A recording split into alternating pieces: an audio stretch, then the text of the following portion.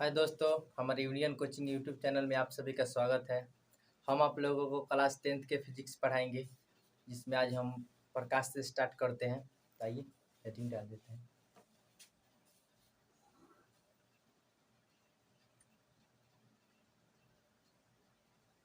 प्रकाश। प्रकाश क्या है? देखिए बोर्ड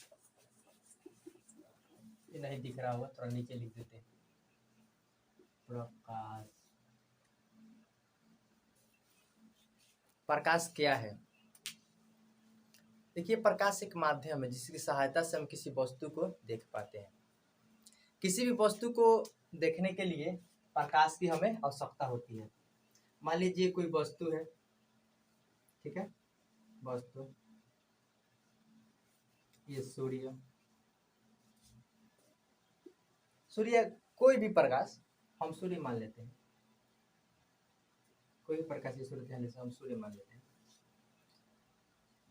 सूर्य से प्रकाश निकलकर किसी वस्तु पे आया और वस्तु से टकराकर हमारी आंखों पे पड़ता है, तब हम किसी वस्तु को देख पाते हैं। यानी हम कह सकते हैं कि प्रकाश एक माध्यम है जिसकी सहायता से हम किसी वस्तु को देखते हैं। तो हम प्रकाश का परिभाषा यहाँ पे लिख दे रहे हैं।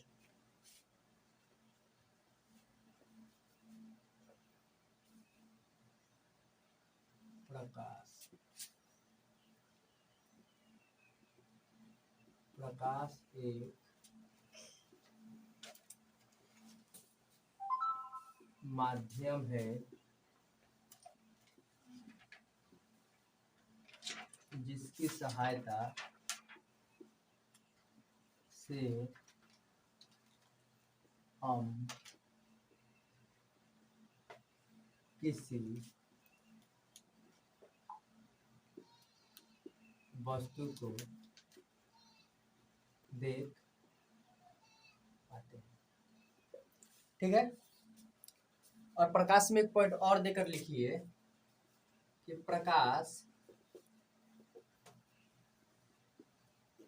एक प्रकार की ऊर्जा है। ठीक है। हम किसी वस्तु को कैसे देख पाते हैं? किसी प्रकाशीय स्रोत से जब प्रकाश किसी वस्तु पे पड़ता है और वस्तु से टकराकर प्रकाश जब हमारी आंखों पे पड़ता है, तब हम किसी वस्तु को देख पाते हैं। ठीक है, चलिए इतना नोट कर लीजिए।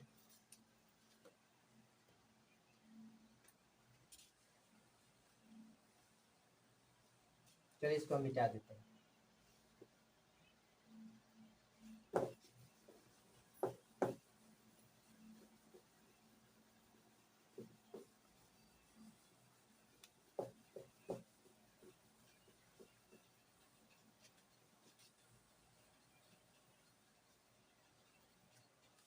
नेक्स्ट टॉपिक पढ़ना है प्रकाश स्रोत। प्रकाश स्रोत। देखिए, जिस वस्तु से प्रकाश निकलता है उसे प्रकाश स्रोत कहते हैं। यह स्रोत प्राकृतिक भी हो सकता है और मानव निर्मित भी हो सकता है। तो प्राकृतिक स्रोत, तो प्राकृतिक में सूर्य, तारे हो गए, और मानव निर्मित में जैसे टॉर्च हो गए, मोमबत्ती हो गई इत्यादि। ठीक है, तो हम प्रकाशीय स्रोत का परिभाषा लिख देते हैं।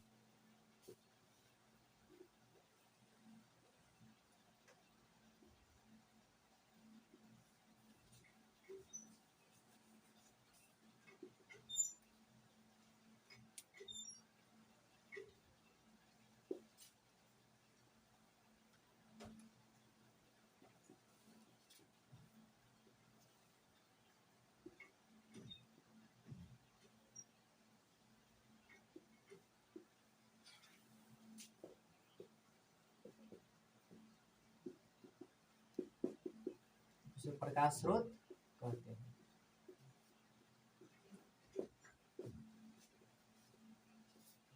प्रकाश स्रोत दो प्रकार का, प्राकृतिक, दूसरा मानव निर्मित।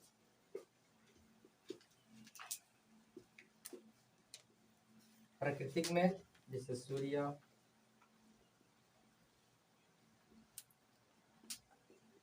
तारे आदि। ठीक है, मानव निर्मित में टॉर्च,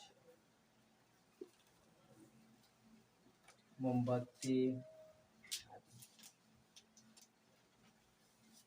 ठीक है, जिस वस्तु से प्रकाश निकलता है उसे प्रकाश स्रोत कहते हैं। प्रकाश स्रोत दो प्रकार का होता है, एक प्राकृतिक होता है, एक मानव निर्मित होता है। तो प्राकृतिक में सूर्य और तारे हो गए, मानव निर्मित में टॉर्च और मोमबत्ती हो गए। चलिए देख लीजिए, अब हम इसे मिटा देते हैं।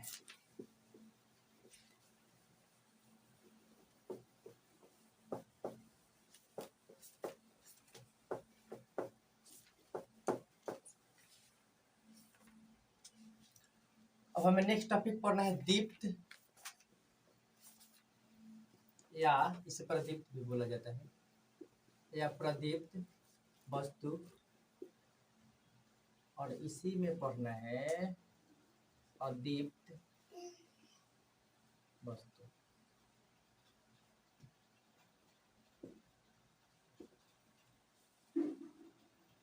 देखिए, दीप्त या प्रदीप्त वस्तु, जो वस्तु स्वयं प्रकाश को उत्सर्जित करती है उसे दीप्त वस्तु कहते हैं, और जो स्वयं प्रकाश को उत्सर्जित नहीं करती है उसे अदीप्त वस्तु कहते हैं। जैसे सूर्य, तारे, ये सभी प्रकाश को स्वयं उत्सर्जित करती है, इसलिए दीप्त वस्तु। ठीक है, और अदीप्त वस्तुएं जो स्वयं प्रकाश को उत्सर्जित नहीं करती है, जैसे मार्कर हो गया, टेबल हो गया, दीवार हो गया, ये सभी प्रकाश का उत्सर्जन खुद नहीं करती है, इसलिए ये अदीप्त वस्तुएं कहलाती है। तो हम इसे लिख देते हैं, जो स्वयं प्रकाश का उत्सर्जन करती है, जैसे सूर्य, तारे। अदीप्त वस्तु जो स्वयं प्रकाश का उत्सर्जन नहीं करती है, जो स्वयं प्रकाश का उत्सर्जन नहीं करती है, जैसे में टेबल, कुर्सी, दीवार। ठीक है, और आप नोट करके लिख लीजिए कि चंद्रमा के पास भी अपना प्रकाश नहीं होता, वह सूर्य से प्रकाश लेता है तब चमकता है, यानी चंद्रमा भी अदीप्त वस्तुओं की कैटेगरी में आता है। ठीक है, इतना आप लोग नोट कर लीजिए।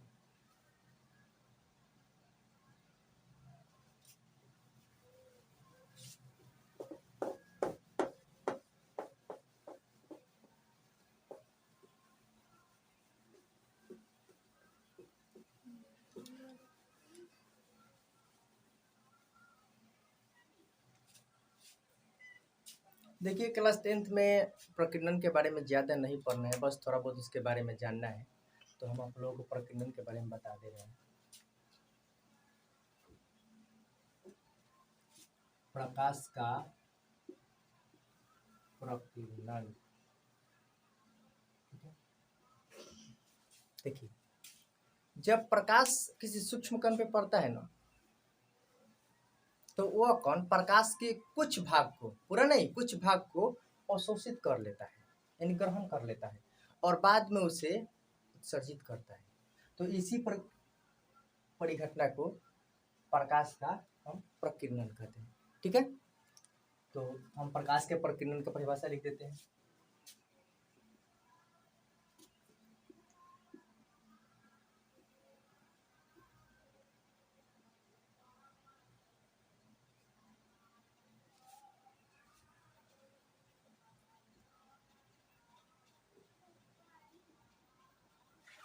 कण पर पड़ता है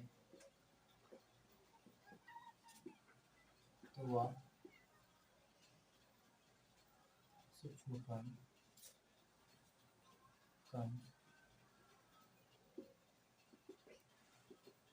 प्रकाश के कुछ भाग को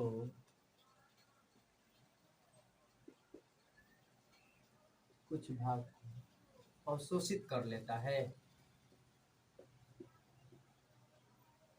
अवशोषित कर लेता है और बाद में उसे उत्सर्जित करता है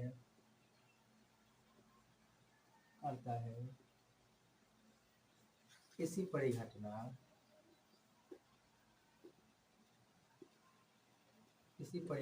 को प्रकाश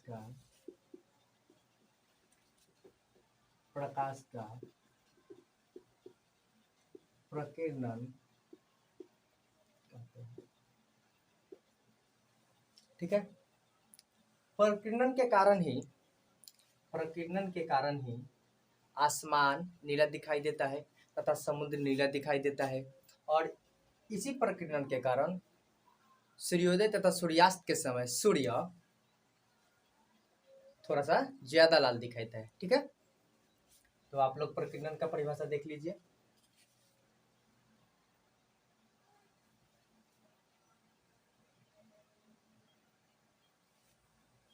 ठीक है, तो आप लोग उदाहरण में लिख लीजिएगा कि प्रकीर्णन के कारण ही सूर्योदय सूर्यास्त के समय सूर्य लाल दिखाई देता है, आसमान का नीला रंग और समुद्र का नीला रंग। ठीक है, और प्रकीर्णन के कारण ही दिन में हम विभिन्न वस्तुओं को देख पाते हैं।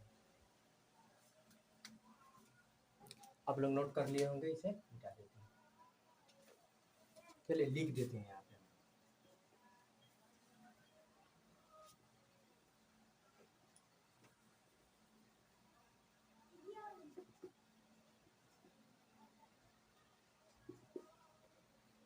आसमान का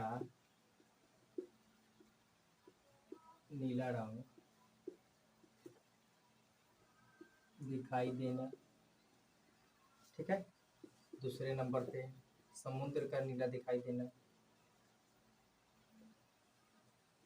समुद्र का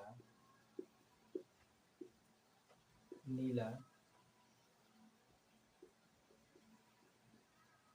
दिखाई देना, सूर्योदय और सूर्यास्त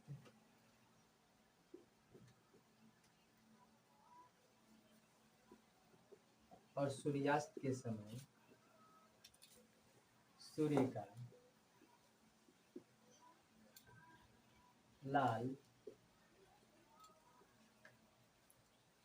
दिखाई देना। ठीक है, यहाँ से आप लोग का ऑब्जेक्टिव पूछ सकता है कि आसमान का नीला रंग दिखाई देना किस घटना के कारण होता है, तो आप लोग प्रकीर्णन टिक कर दीजिए। ठीक है, आप लोग ये उदाहरण नोट कर लीजिए।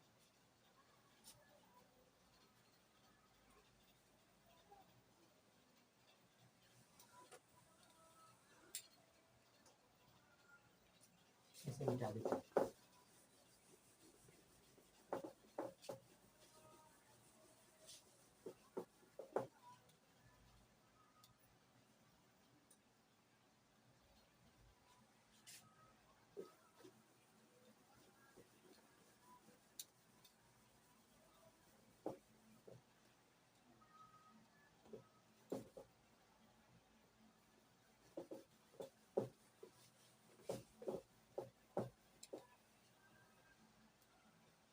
नेक्स्ट टॉपिक हमें प्रकाश के किरण पढ़ना है।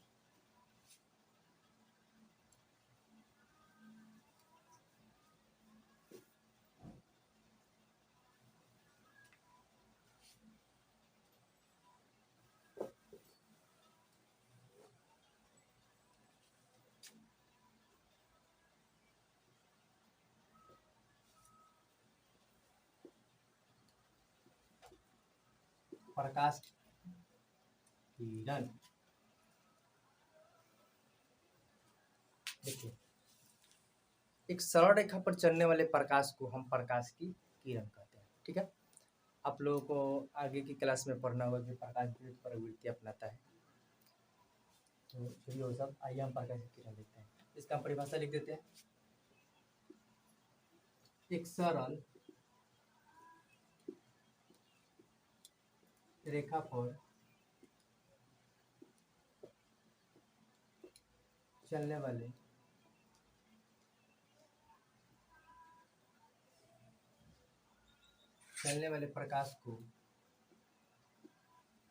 वाले प्रकाश को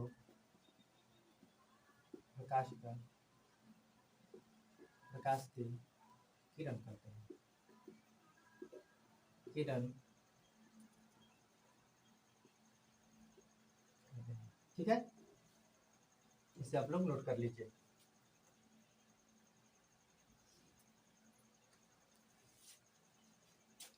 प्रकाश के किरण को हम एक तीर के जरिए दर्शाते हैं। यहाँ पे लिख देते हैं,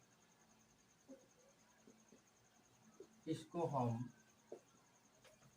एक तीर यानी ऐसे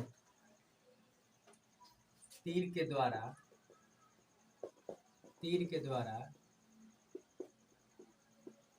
दर्शाते हैं। यह जो एरो है यह प्रकाश की दिशा को व्यक्त करता है, यह बताता है कि प्रकाश किधर जा रहा है। ठीक है, इतना आप लोग देख लीजिए।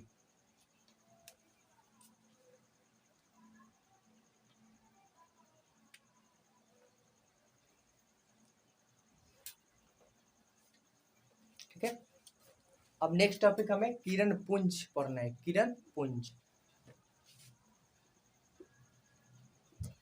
किरण पुंज, ठीक है। देखिए, प्रकाश किरणों के समूह को हम किरण पुंज कहते हैं। मान लीजिए यहाँ पे एक किरण आया, जैसे किरण पुंज नहीं, बहुत सारा किरण आ गया, ये सभी किरण पुंज कहलाएगा। हम इसका परिभाषा लिख देते हैं। प्रकाश किरणों के समूह को हम किरण पुंज कहते हैं। ठीक है, नोट कर लीजिए आप लोग।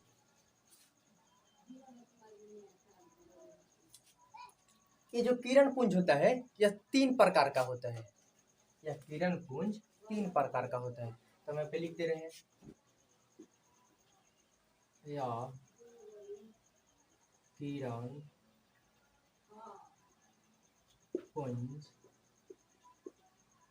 3 प्रकार का होता है।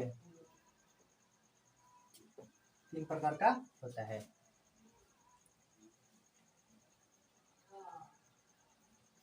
देखिए, नंबर 1 अपसारी किरण पुंज। अपसारी किरण पुंज, किरण पुंज। 2 नंबर समानांतर किरण पुंज, समानांतर किरण पुंज। 3 नंबर अभिसारी किरण पुंज।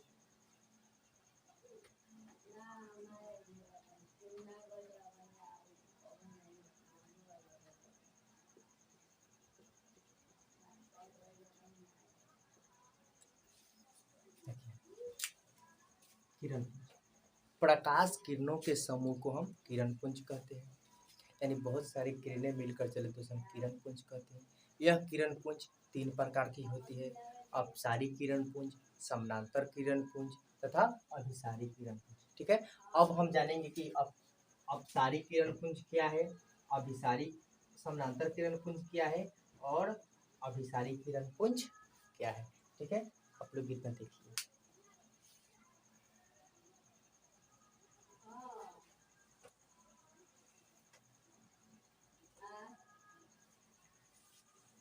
तो देखिए, अपसारी किरण पुंज, अपसारी किरण पुंज क्या है? अपसारी किरण पुंज किसे कहते हैं? ठीक है, किसी प्रकाशीय स्रोत से निकलकर, मान लीजिए कोई प्रकाशीय स्रोत है, ठीक है, यहाँ से किरण निकलकर चारों तरफ फैल जाती है, चारों तरफ फैल जाती है। देखिए प्रकाशीय स्रोत है, ठीक है, यहाँ से किरणें निकली और चारों तरफ क्या हुई? फैल गई, तो इसे हम अपसारी किरण पुंज कहते हैं। और अभिसारी किरण पुंज में ये कोई प्रकाशीय स्रोत, देखिए बहुत सारी किरणें आकर और एक बिंदु पर क्या हो जाए? इकट्ठा हो जाए, उसे अभिसारी किरण पुंज कहते हैं।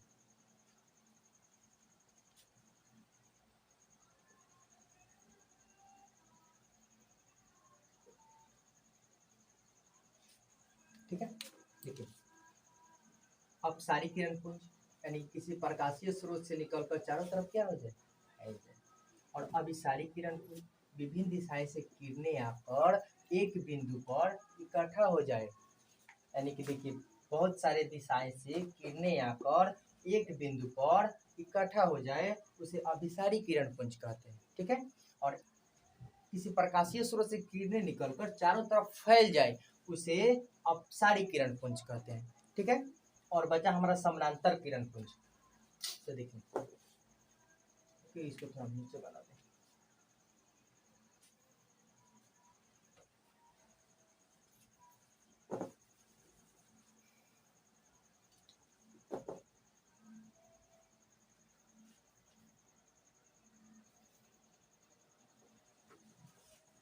समानांतर किरण पुंज देखिए,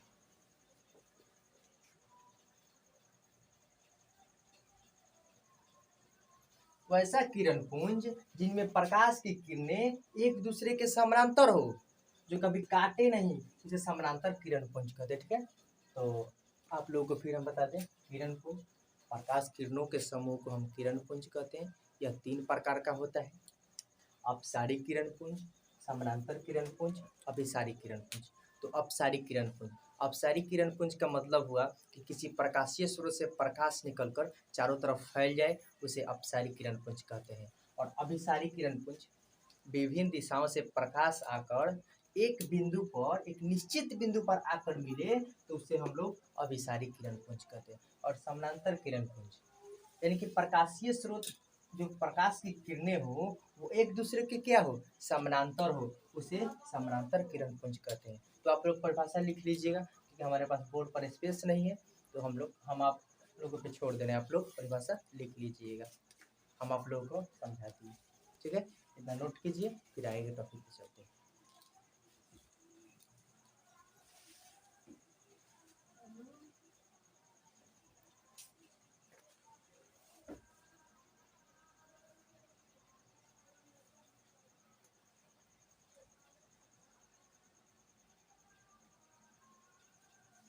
ये देखिए अभिसारी किरण पुंज, ये टॉर्च से भी, जैसे टॉर्च से निकला हुआ प्रकाश, इसका उदाहरण दे रहे हैं हम आपको। जैसे टॉर्च से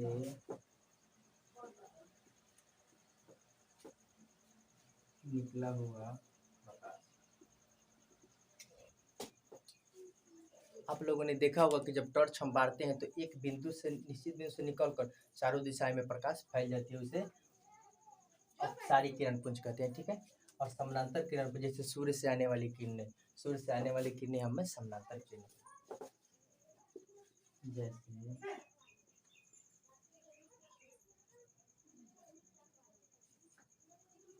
सूर्य से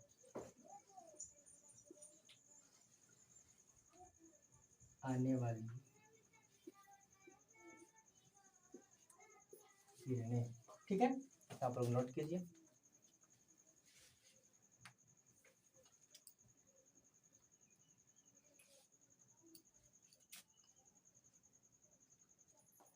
अभिसारी किरण पुंज जैसे सूर्य से आने वाले प्रकाश को, सूर्य से आने वाले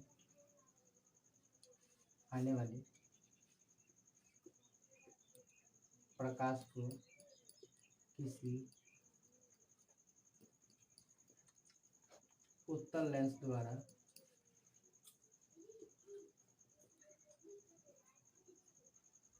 एक बिंदु पर केंद्रित करना।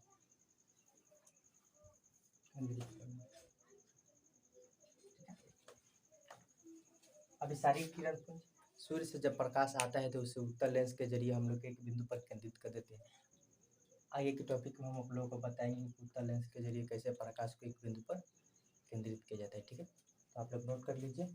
अभिसारिक किरण पुंज यानी किसी प्रकाशीय स्रोत से प्रकाश निकलकर चारों तरफ फैल जाए उसे अपसारिक किरण पुंज कहते हैं, जैसे टॉर्च से निकला हुआ प्रकाश। समानांतर किरण पुंज यानी प्रकाश की किरणें एक दूसरे के समानांतर हो, जिसे समानांतर किरण पुंज कहते हैं, जैसे सूर्य से निकला हुआ प्रकाश, सूर्य से आने वाला प्रकाश। ठीक है, अभिसारिक किरण पुंज यानी कि विभिन्न दिशाओं से प्रकाश आकर एक निश्चित बिंदु पर इकट्ठा हो जाए, उसे अभिसारिक किरण पुंज कहते हैं, जैसे सूर्य से आने वाले प्रकाश को उत्तल लेंस के द्वारा केंद्रित करना। ठीक है, इतना आप लोग देख लीजिए।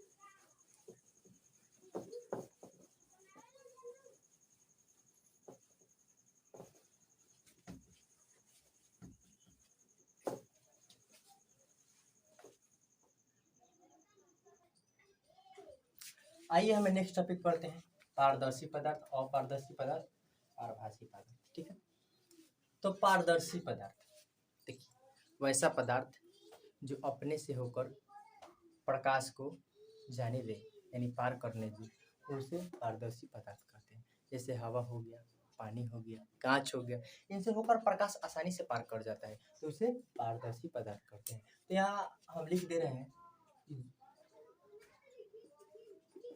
जो पदार्थ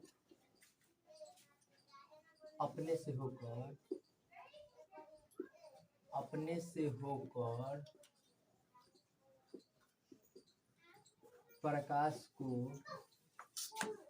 प्रकाश को जाने देते हैं, जैसे में हवा, पानी, ठीक है। पारदर्शी पदार्थ, वैसे पदार्थ जो अपने से होकर प्रकाश को जाने देता है उसे पारदर्शी पदार्थ कहते हैं, जैसे हवा, पानी, कांच। अपारदर्शी पदार्थ, वैसा पदार्थ जो अपने से होकर प्रकाश को नहीं जाने देता है उसे अपारदर्शी पदार्थ कहते हैं। तो अपारदर्शी पदार्थ में जैसे ईंट हो गया, ये दीवार हो गया, ये सब अपने से होकर प्रकाश को नहीं जाने देते हैं, उसे अपारदर्शी पदार्थ कहते हैं। तो हम यहाँ पे लिख दे रहे हैं जो पदार्थ अपने से होकर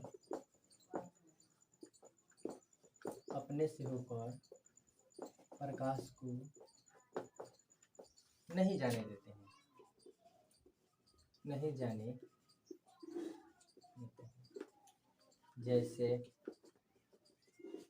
जैसे में ईंट, दीवार आदि। ठीक है, और हमारा पारभासी पदार्थ का मतलब वैसा पदार्थ जो अपने से होकर प्रकाश के कुछ भाग को जाने देता है और कुछ भाग को नहीं जाने देता है, उसे पारभासी पदार्थ कहते हैं। तो हम परिभाषा लिख देते हैं, जो पदार्थ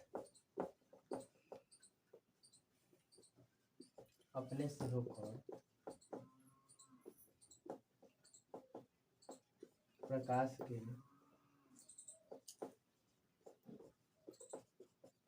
कुछ भाग को कुछ भाग को जाने देता है, कुछ भाग को जाने देता है। जैसे में हो जाएगा,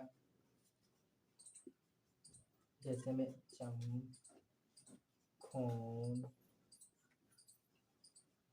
धुआं,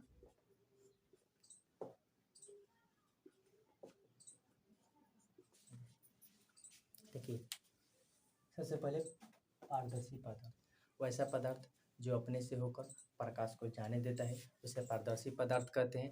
जैसे में हवा, पानी, कांच, ये सब ऐसे पदार्थ हैं जो अपने से होकर प्रकाश को जाने देते हैं। ठीक है। दूसरा अपारदर्शी पदार्थ, वैसा पदार्थ जो अपने से होकर प्रकाश को जाने नहीं देते हैं उसे अपारदर्शी पदार्थ कहते हैं। जैसे ईंट हो गया, दीवार हो गया। ठीक है। तीसरा पारभासी पदार्थ, वैसा पदार्थ जो प्रकाश के कुछ भाग को अपने से होकर जाने देते हैं और कुछ भाग को नहीं जाने देते हैं। जैसे हमारा चम्र हो गया, खून हो गया, धुआं हो गया, ये सभी प्रकाश के कुछ भाग को रोक लेते हैं और कुछ भाग को जाने देते हैं। ठीक है। अब इसके आगे के वीडियो में हम प्रकाश का परावर्तन पढ़ेंगे, जो नेक्स्ट वीडियो में हम आप लोग अपलोड करेंगे। ठीक है।